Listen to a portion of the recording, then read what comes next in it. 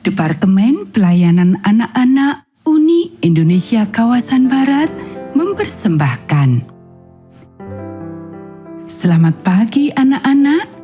Kita akan merenungkan firman Tuhan melalui renungan pagi anak. Menjadikan Allah yang pertama. Hari ini tanggal 7 April. Mari kita awali dengan doa. Bapa di surga, kami akan belajar firman Tuhan. Tolong kami supaya kami dapat memahami firman Tuhan. Dalam nama Tuhan Yesus kami berdoa. Amin. Anak-anak, ayat inti renungan pagi kita hari ini diambil dari kitab 1 Samuel pasal 20 ayat 42. Tuhan akan ada di antara aku dan engkau, serta di antara keturunanku dan keturunanmu sampai selamanya. Persahabatan sejati adalah sesuatu yang indah jika kamu melihatnya, dan persahabatan yang tidak mementingkan diri antara Yonatan dan Daud adalah contoh terbaik dalam Alkitab. Ketika Daud meratapi kematian Yonatan, Daud mengatakan, "Merasa susah aku karena engkau, saudaraku Yonatan. Engkau sangat ramah kepadaku. Bagiku cintamu lebih ajaib daripada cinta perempuan." Kita bisa baca dalam 2 Samuel pasal 1 ayat 26.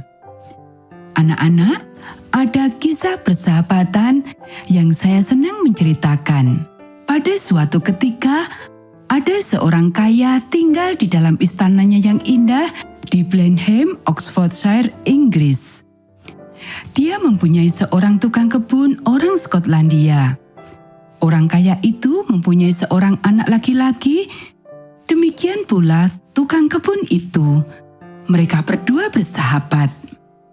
Suatu hari kedua anak itu berenang di sebuah danau kecil di taman orang kaya tersebut. Ketika anak orang kaya itu mengalami sesuatu dan hampir tenggelam, maka anak tukang kebun itu menolongnya. Sebagai ucapan terima kasihnya, maka anak tukang kebun itu disekolahkan hingga lulus dari kedokteran di London University. Dia menjadi seorang dokter yang pandai dan di kemudian hari menemukan obat luar biasa, yaitu penisilin. Kamu mungkin tahu namanya, Sir Alexander Fleming.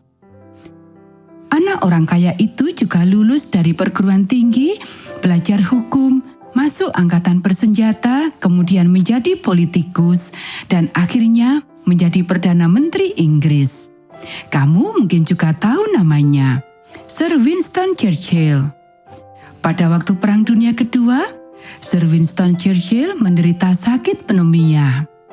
Ini adalah penyakit yang berbahaya dan parah.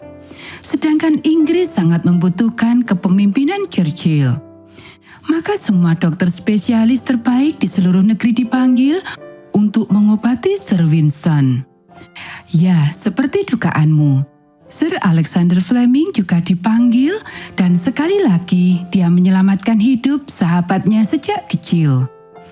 Sudah 2 kali, kata Sir Winston ketika berterima kasih kepada Sir Alexander. Yang pertama ketika saya masih kecil, yang kedua setelah dewasa.